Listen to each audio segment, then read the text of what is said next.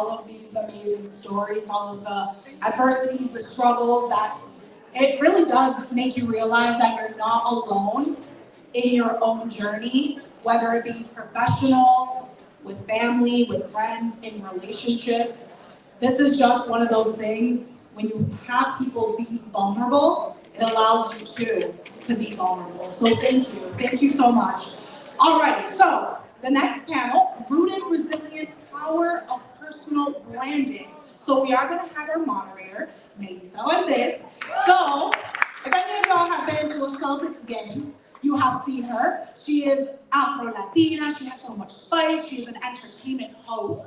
And not only that, not done, she's a movement coach and she is an actor. So she's going to be moderating this next panel. We have a few people here. We have Colette Phillips, CEO of Colette Phillips Communications.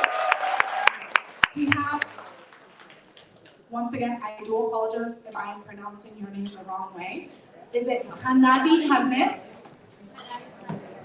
She's not here. Okay. Okay, that's okay. We hope that she feels better. Veronica Cardenas, and she is the founder of Humanigration. And of course, the one and only, the one who has been so graciously putting Power of Women on for all of us, Vanessa Carino. And she, of course, is an award-winning entrepreneur and founder of Creative CEO. So ladies, thank you so much for joining us. Melissa, take it away. Thank you so much. Can we give a round of applause for our incredible MC? Thank you, Carla. I don't know about y'all, but I am so motivated and inspired just listening to these incredible panels that came before us. I'm like ready to go home and take over the world. You know, I'm just like, what's next? What's next? So thank you, Vanessa and Julia, for making space for all of us to just get inspired. It is. Well, welcome everybody. It is an honor here to be seated by three incredible women that are just doing such great work in our communities through their different careers and journeys. But we're going to talk about the power of personal branding, which we know is super important.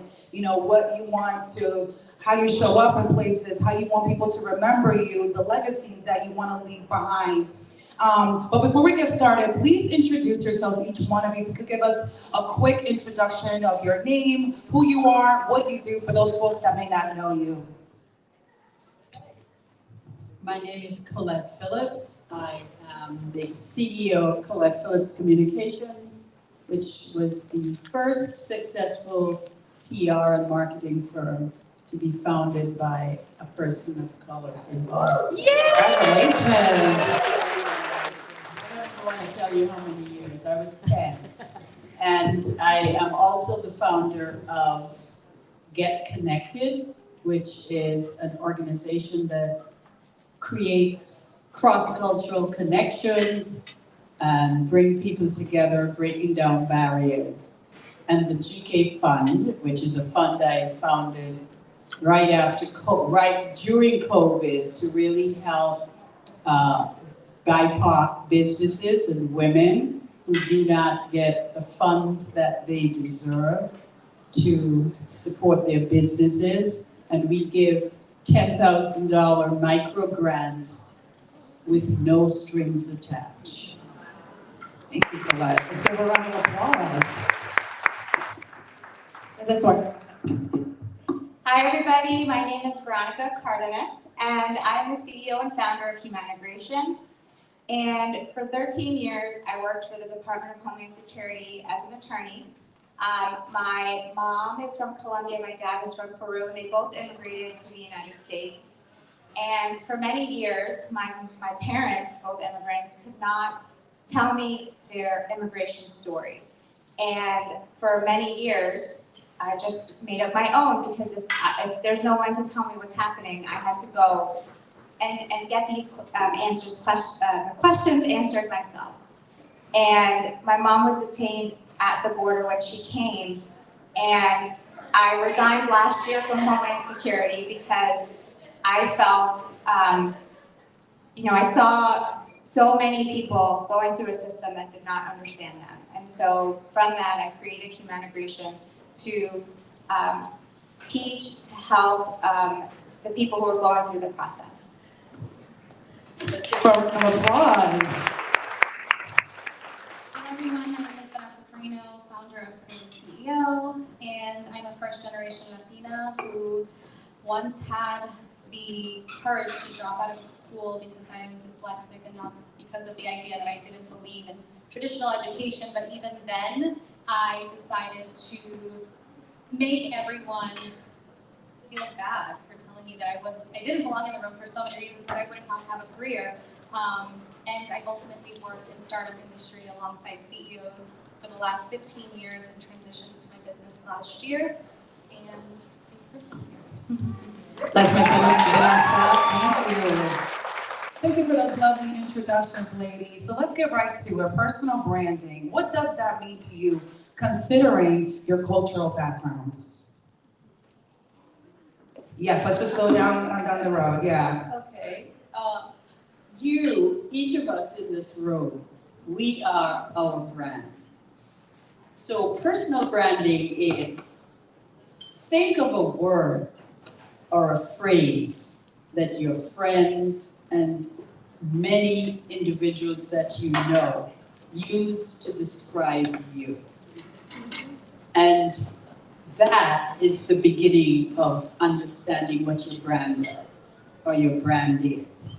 I would say about my friend Rachel, when I think of her, I think fierce, fearless, resilient. That's her. And when I think of my personal brand, the word that people consistently use is connector and amplifier, because part of what I do in my work is to really connect people that need connections and who are often sidelined and marginalized. And then building lists. I do annual lists, selected lists by industry to basically amplify and elevate people of color so that people don't walk around saying, where do I find them? I don't know any. Well, here they are. So that's two words that friends and others often use to describe me. So your personal brand is that which defines you as the way people see you. And often your brand is exactly what people see when they think of you. Thank you, Colette. Thank you. So personal branding is branding of the person. And to know the brand, you have to know you as a person. And for me, that means looking back at all the different stages in my life and the people that I was, the person I was trying to be. And asking myself, now, how does Veronica want to show up for Veronica now? And when I'm looking back at my experiences, like we had said, the grapes, the diamonds, the time under tension, what did the Veronica then need to know? And how would I now speak to her? Because that is the way that I want to show my brand for the people that I am connecting with. Because at the end of the day, it is the communication, that connection, that will pull people in. And I'm speaking to the older version of myself. So that's what the personal branding means to me. Thank you, Veronica. I have to say, when I think about this question, Melissa, I oftentimes go within to also think about inner child and truly understanding the self-discovery, self-awareness. We know that marketing can be really glamorized and we can look beautiful externally, right, head to toe. And we are beautiful within, but understanding our stories, our ancestor stories, our roots, I think has a lot to do with personal branding as well, especially now that there's different approaches and holistic ways of seeing ourselves untraditionally, but also more importantly, representing ourselves from different identities and cultures and voices and languages and within our background. I love that. Thank you, Vanessa. You all shared about connection and the expansion and building community. How have your personal brands boosted your careers? What opportunities have flourished from those personal journeys?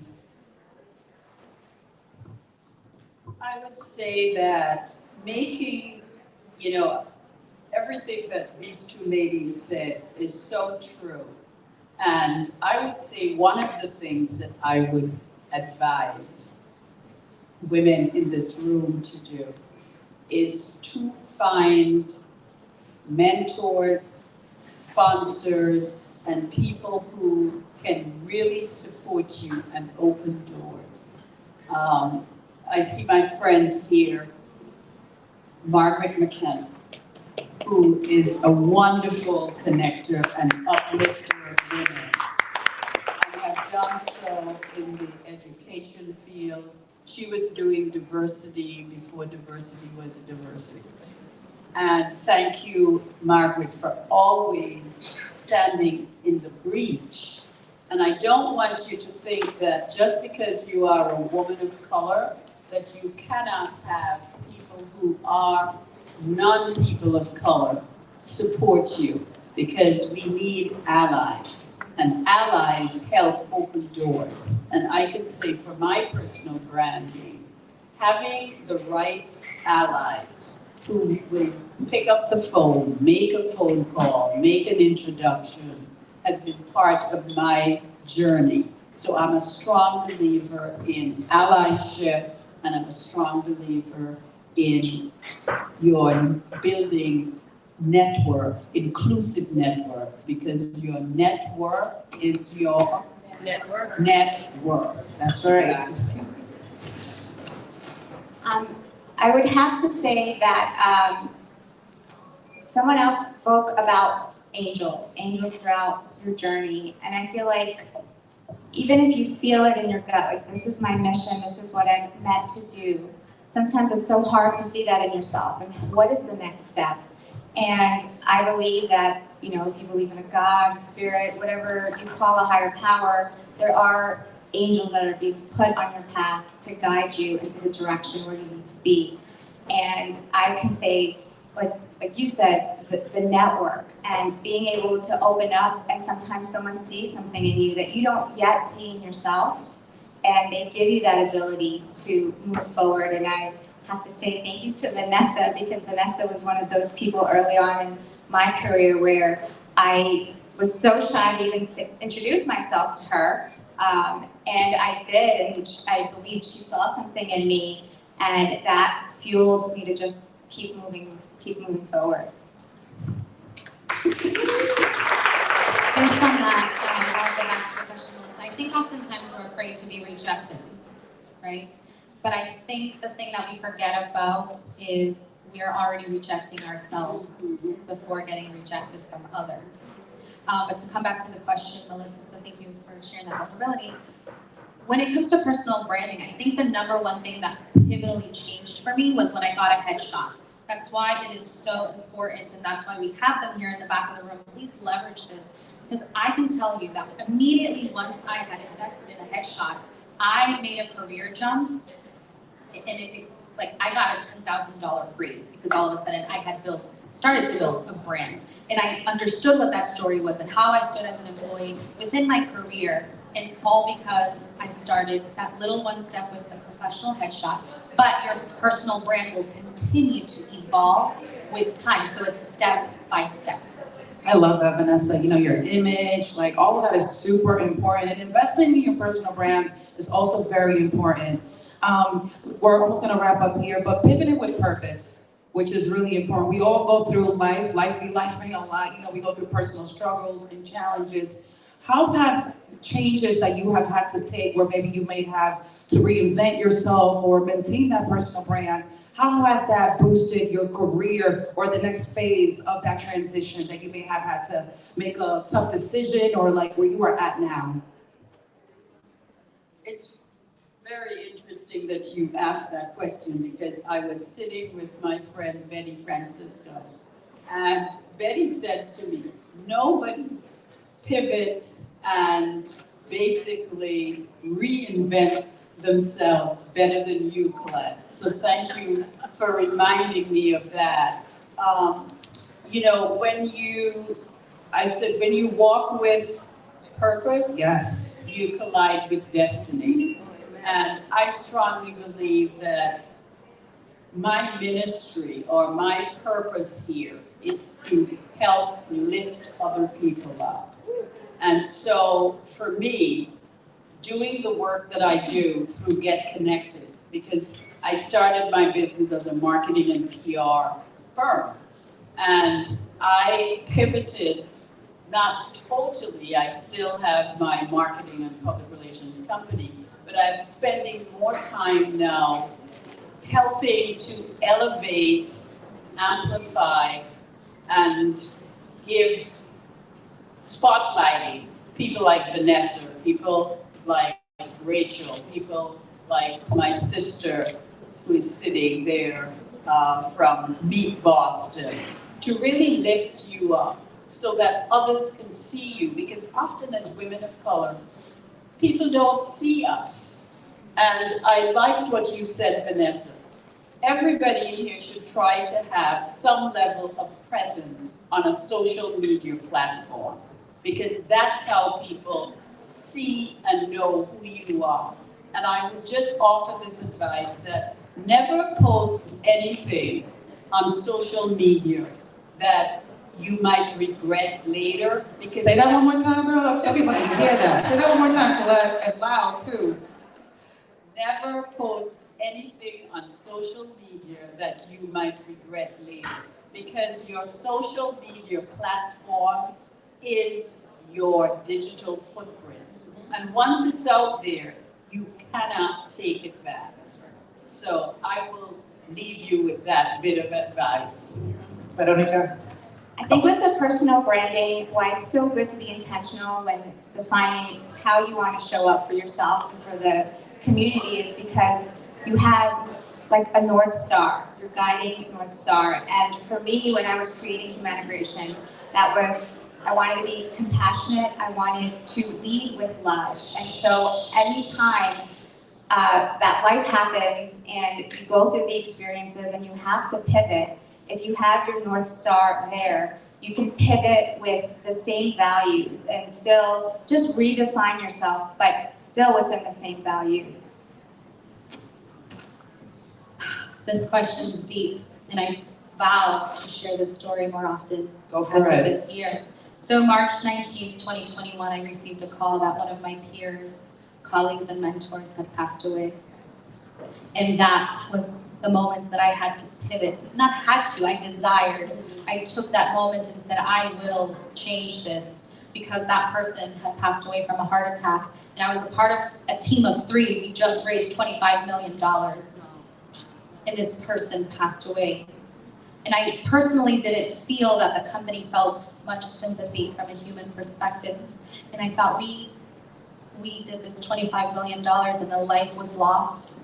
I had broken my tailbone. I was already dealing with grief. And 2 months later, I lost one of my best friends from a heart attack. So 3 people at a loss within 9 months. And I broke my tailbone. So to the core, I was broken. And that's when I decided, talk about pivoting, talk about reinventing yourselves. And I ultimately said, I want to be able to retire from my corporate career. How do I create this exit strategy for myself? I am very brilliant when it comes to business and marketing. How do I pivot? And I continue to reinvent myself year after year and share my vulnerabilities with all of you, because we don't have it all figured out. And the point is not to have it figured out. That's not the point. You're leading with your ego if you want to do that. And that's not the human experience. Thank you for sharing that and for your resiliency. Thank you so much. To wrap up, because we have some great, incredible panels still left. Ladies, this is a question for all of you. What is the legacy and impact that you want to leave in this world through your own personal brands? How do you want people to remember you?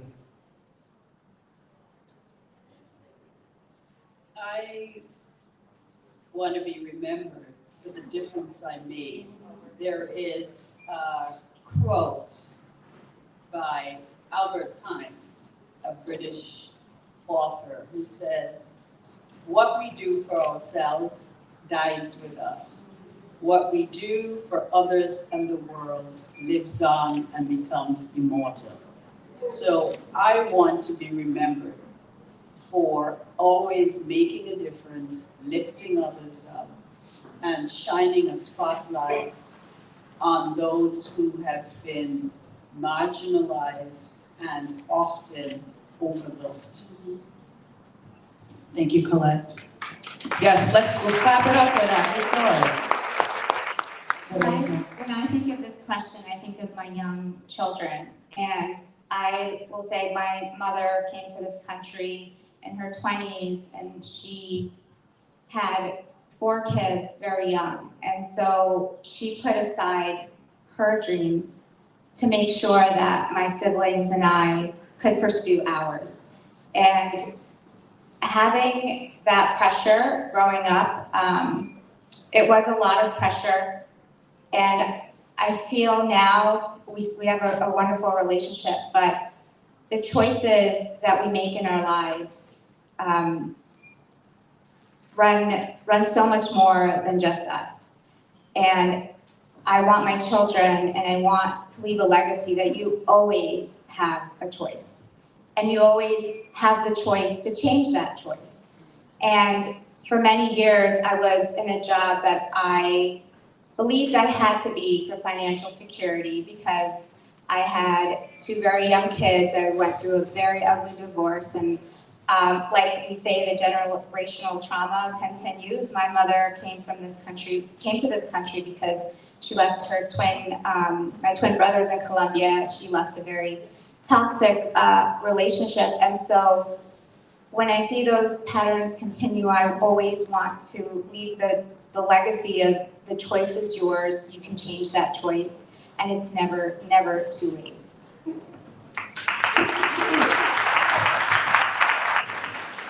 When I think of legacy, I often think about the women in my life and my mom and my grandma. Shout out to mom, she's in the background. Ooh, hey mom. But ultimately, I saw my grandmother and my mom and the woman in my family get not accepted, maybe a little bullied. You have an accent, you're too short, you're too curvy, you're not the right color, your hair, this. So ultimately the legacy is, I don't want people to think about me when they hear my name. I want them to remember the rooms that are filled with every single woman from every background represented. Yes. Thank you, Vanessa. Wow. Chills. Ladies, that is a wrap for our panel. Colette, Veronica, Vanessa, congratulations on everything that you have accomplished and everything that you are still going to create. So many incredible things. Thank you for sharing the stories of your journeys and for the work that you do. Thank you again. Thank you. All right, Carla, you're up next. Let's get another round of applause, ladies.